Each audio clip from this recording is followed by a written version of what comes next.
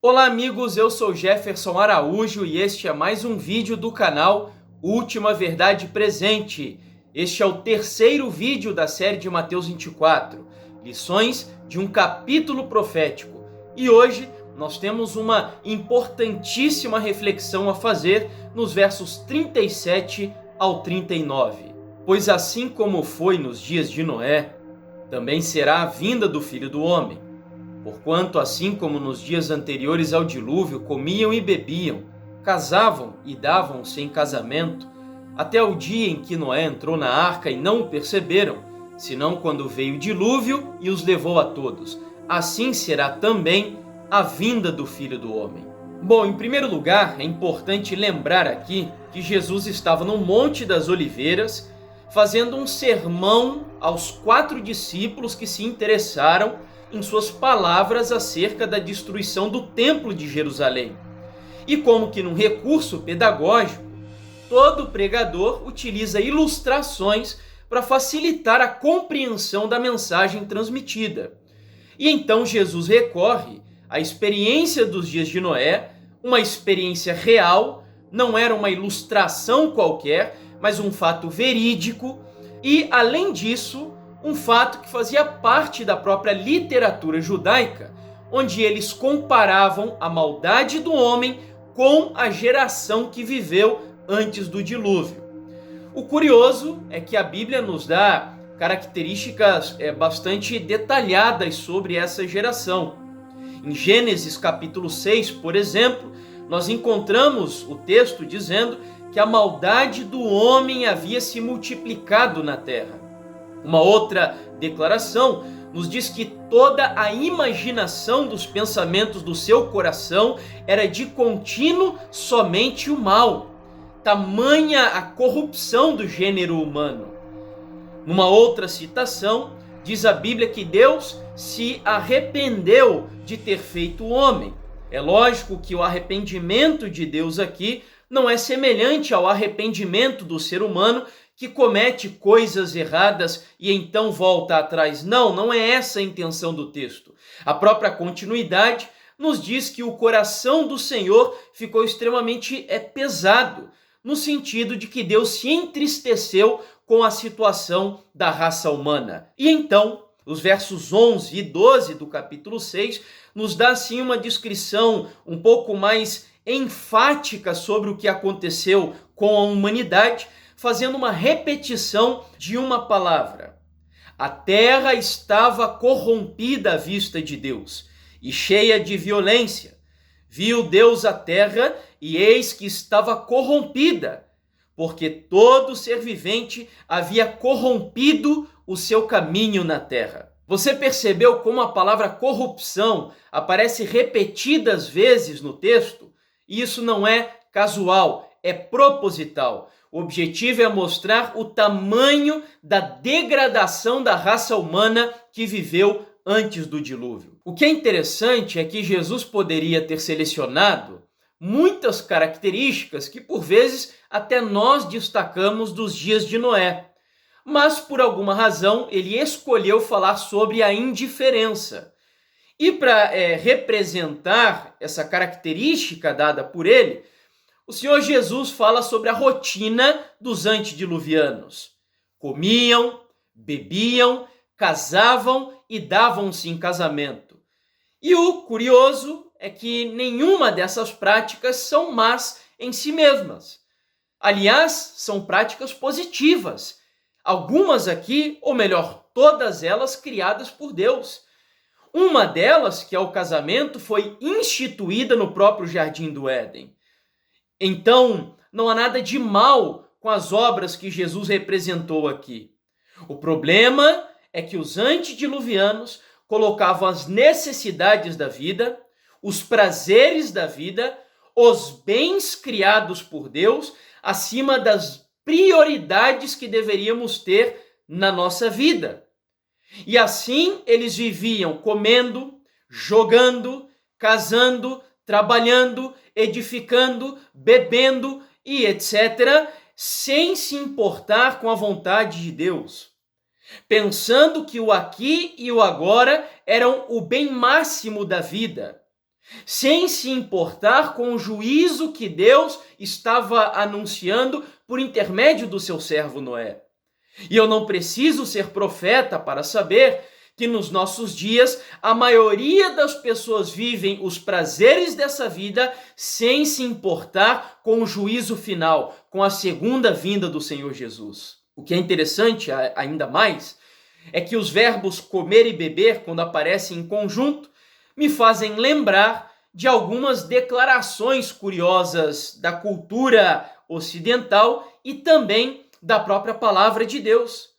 Sócrates, por exemplo, disse que os maus homens vivem para que possam comer e beber, enquanto que bons homens comem e bebem para que possam viver.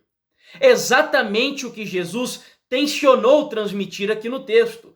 Quando a pessoa coloca a comida e a bebida, os prazeres da vida, acima das prioridades, acima da vontade de Deus. Numa outra declaração do apóstolo Paulo aos Coríntios, que viviam, obviamente, na região da Grécia, disse ele que se os mortos não ressuscitam, comamos e bebamos, que amanhã morreremos. Essa é uma declaração que representa muito bem o pensamento predominante nos dias de Noé. O povo pensava que a vida se resumia ao presente. Era um povo hedonista, que entendia que o prazer é o bem máximo da vida dos seres humanos. E afinal, essa não é uma característica que descreve exatamente a geração pós-moderna que vive nos últimos dias da história do mundo? Numa outra declaração, a Bíblia me leva, pelo menos, à experiência de Esaú e Jacó. Quando Esaú troca a primogenitura, que era algo almejado por homens que viviam na época do Antigo Testamento. E então Esaú vende a sua primogenitura, a bênção da primogenitura, por um prato de lentilha. E aí, Gênesis 25, 34, novamente usa os dois verbos em conjunto, dizendo: ele comeu e bebeu, levantou-se e saiu. Assim, desprezou Esaú o seu direito de primogenitura.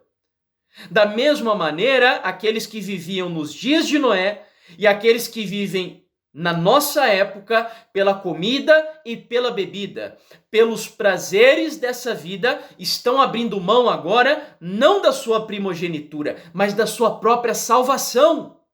Estão se esquecendo de que nós estamos vivendo nos dias do juízo investigativo de Deus, onde todo ser humano que um dia professou a crença em Jesus está passando em revista no tribunal celestial. E as pessoas vivem aqui na terra como se nada disso fosse uma realidade. Eu já ouvi inclusive alguns dizendo que preferem que Jesus demore um pouquinho mais para voltar, a fim de que dê tempo dessa pessoa se casar, de se formar, de ter a sua casa própria, o carro tão sonhado. Veja como os bens materiais estão sendo postos acima das prioridades espirituais. E da mesma maneira, o povo dos dias de Noé, por causa do comer e beber, fazia assim da diversão, dos prazeres, das paixões, o bem máximo da vida, até o ponto de se tornar uma idolatria. Agora, em contraste a isso tudo, o Senhor Jesus Cristo, no sermão das bem-aventuranças, vai, da mesma maneira, usar os verbos comer e beber em conjunto, mas dizendo assim: não andeis ansiosos pela vossa vida, quanto ao que haveis de comer ou beber. E era justamente ao contrário disso a realidade dos dias de Noé. E acaso também não é a realidade dos nossos dias? Quantas pessoas perdem o sono, vivem apenas em função de comer e beber, de trazerem dinheiro para dentro de casa? Afinal de contas, não é esse o homem e a mulher de valor da nossa geração? Aqueles que conquistam a independência financeira, mas queridos, na Bíblia isso não está em primeiro lugar. Quando você olha para Jó, nós temos ali uma sequência de prioridades e necessidades muito bem estabelecidas. A Bíblia mostra que em primeiro lugar na vida de Jó estava Deus, em segundo lugar a família e em terceiro lugar o trabalho. Mas nessa época parece que o comer, o beber, a diversão, a viagem, os prazeres da vida assumiram o primeiro lugar, a prioridade na vida dos seres humanos, exatamente igual acontecia nos dias de Noé. E a consequência disso é a indiferença para com a realidade de que, numa época onde o coronavírus assola a humanidade, é uma trombeta celestial dizendo que muito em breve Jesus rasgará as nuvens dos céus. E quantos, mesmo sob o açoite do coronavírus, estão indiferentes para essa realidade? Vivendo como se nada disso tivesse relação alguma com a segunda vinda do Senhor Jesus. E em conclusão desses dois verbos do comer e beber, Paulo diria: quer comais, quer bebais, ou façais outra coisa qualquer, fazei tudo para a glória de Deus. Esse é o apelo do Senhor Jesus aqui. Não seja indiferente para com a sua vinda, mas viva para a glória de Deus. E a verdade é que os antediluvianos, se havia algo que eles não faziam, era viver para a glória de Deus. Mas Deus foi tão misericordioso com aquele povo que ele enviou sinais. Lembra do nosso último vídeo sobre Mateus 24, que nós falamos sobre os sinais? E da mesma maneira Deus enviou sinais para que os antediluvianos soubessem que o juízo de Deus estava a ponto de se cumprir. E um dos maiores sinais que ele enviou foi os animais entrando na arca. Eu quase posso ver Noé usando essa experiência, dizendo às pessoas: povo, enquanto os animais que vós chamais de irracionais ouvem o apelo de Deus, vocês, duro de coração, não estão atendendo à oportunidade misericordiosa que o Senhor está dando. A verdade é que Ellen White diz que por um dado momento o povo foi sensibilizado. Mas o outro dia amanheceu e eles voltaram à rotina normal da sua vida. Como disse Jesus, comiam, bebiam, casavam e davam-se em casamento. E ele continua dizendo até o dia em que Noé entrou na arca e não o perceberam, senão quando veio o dilúvio e os levou a todos. Deus, portanto, deu uma ordem a Noé e ele e sua família entraram na arca. Nós sabemos que foram 7 dias até que começasse a chover. Mas o que me interessa aqui no texto, e foi aquilo que Jesus destacou na passagem, é justamente quando ele diz que os maus não perceberam. Mas afinal, o que eles não perceberam? Acaso foi Noé entrando na arca? Será que eles não viram isso? Não, não é esse o detalhe central aqui. O que eles não perceberam, pelo próprio contexto nós compreendemos isso, é que quando a porta da arca foi fechada, antes mesmo que o dilúvio acontecesse, afinal, o dilúvio veio apenas 7 dias depois, os ímpios, os maus, aqueles que viviam de forma indiferente ao juízo de Deus, já estavam perdidos. Ou seja, eles não se perderam, o juízo final para eles não veio apenas no dilúvio, mas o decreto de Deus de que eles já estavam condenados veio 7 dias antes do dilúvio, quando a porta da arca, por sinal, foi fechada pelo próprio Deus. E a lição que nós extraímos aqui do texto agora está relacionado com algo que na teologia, escatologia adventista, nós chamamos de fechamento da porta da graça. Algo que, por sinal, muitos nos acusam dizendo que isso é uma invenção dos adventistas, mas não há nada de invenção aqui.